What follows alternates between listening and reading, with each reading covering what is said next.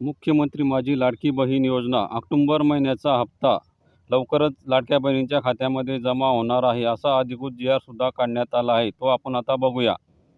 29 October 2025 रोजी हा जी R काढण्यात आलेला आहे आणि यामध्ये स्पष्टपणे सांगण्यात आले आहे की नोव्हेंबर महिन्याच्या पहिल्या आठवड्यामध्ये लाडक्या बहिणींना ऑक्टोबर महिन्याचा जो काही हप्ता आहे तो मिळणार आहे आणि यामध्ये 10 तारखेपर्यंत हा हप्ता सर्व लाडक्या बहिणींच्या खात्यामध्ये जमा होणार आहे अशी माहिती यात देण्यात आलेली आहे.